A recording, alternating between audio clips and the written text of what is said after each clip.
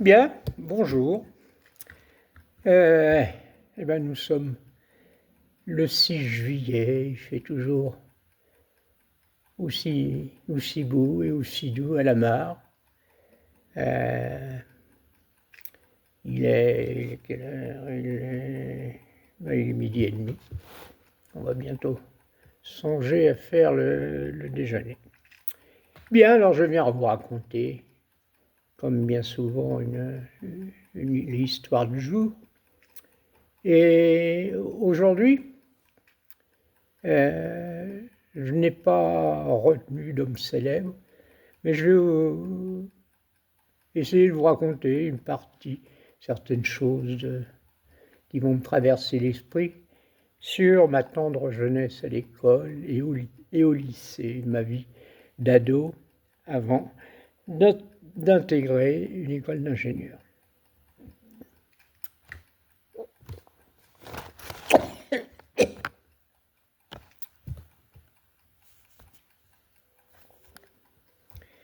Donc je suis né en janvier 1941, en plein milieu de la Deuxième Guerre mondiale. Nous habitions à l'époque dans le 15e arrondissement de Paris, boulevard de Grenelle. Et je suis né à la maternité de Palais-Royal qu'on appelait la clinique Baudeloc, qui existe toujours d'ailleurs, dans le 14e arrondissement. Par un hiver extrêmement rigoureux.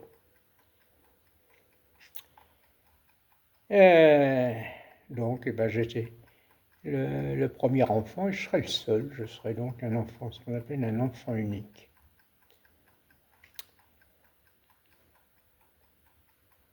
Donc, à l'âge de 6 ans, la famille a quitté le boulevard de Grenelle et le 15e arrondissement pour aller s'installer dans le 13e arrondissement, près du boulevard de l'Hôpital, près de la gare d'Austerlitz, près de la place d'Italie, 56 rue Génère.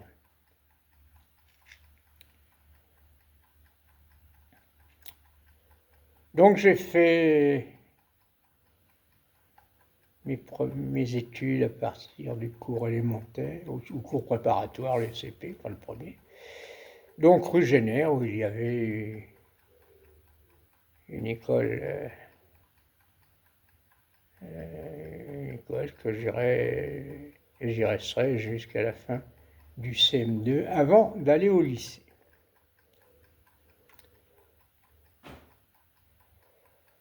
Ce qui me reste, j'ai un souvenir de cette école où je me trouvais très bien, une certaine maîtresse qui s'appelait Mademoiselle Descaillou. Je me souviens d'elle parce que, comme on disait à l'époque, je ressentais que j'étais son chouchou. Et cette maîtresse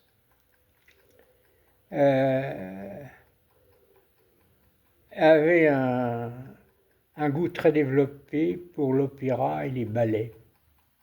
Et un jour, elle m'a invité à l'accompagner voir le ballet de Casse-Noisette à l'opéra. J'étais fier comme un petit bon. Maman m'avait habillé très élégant pour cette grande sortie. Et je suis allé chez Mademoiselle Descaillou, qui habitait près de la place d'Italie, qui était une vieille fille. Et ensemble, nous avons pris le métro pour aller à l'opéra. On arrive devant l'opéra, un monde fou devant l'opéra, on se présente, et au stupeur, le personnel de l'opéra était en grève, et la séance était annulée. Déception globale, Et donc, eh ben, on a repris le métro dans l'autre sens, et nous sommes rentrés à la maison, extrêmement déçus.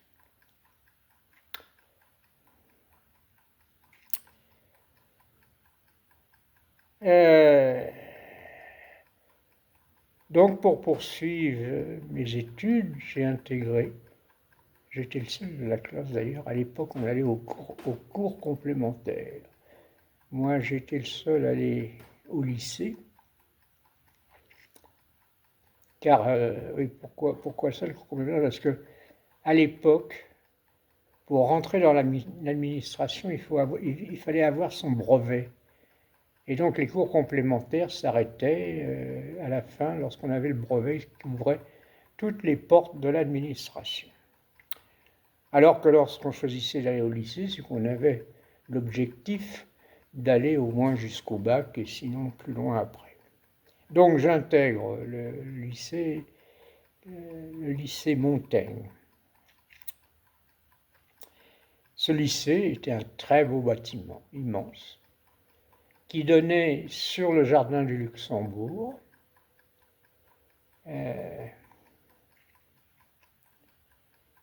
Donc chaque jour, je prenais le matin l'autobus numéro 83, je me souviens, boulevard Saint-Marcel, et je descendais à la gare de Luxembourg, en haut du boulevard du Palais Royal, et à pied, j'avais à peu près un petit kilomètre pour rejoindre le lycée Montaigne. Pour y aller, on longeait un parc qui était sur l'avenue de l'Observatoire et qui rejoignait le lycée, le lycée du Luxembourg.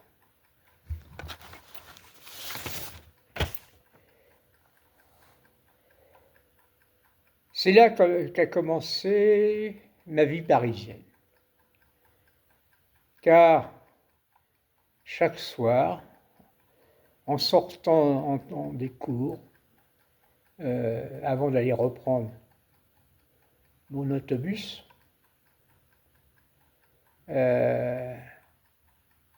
j'allais dans le jardin du Luxembourg, qu'on appelait d'ailleurs, en tant qu'étudiant, on appelait ça le LUCO, L-U-C-O, qui avait été construit par Marie de Médicis, un superbe parc, qui avait construit ce parc pour son fils. Donc des arbres, des bassins où on allait faire flotter des petits voiliers.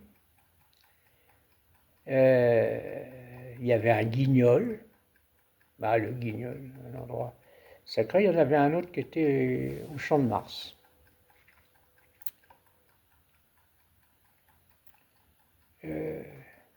Donc j'allais m'installer sur un banc ou à traverser le jardin, aller voir les bateaux, avant de reprendre mon autobus.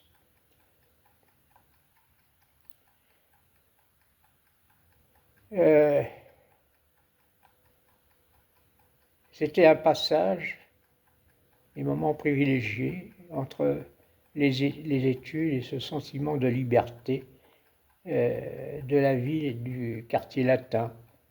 J'ai découvert le boulevard Saint-Michel, le boulevard Saint-Germain, l'atmosphère de la Sorbonne, des grandes écoles.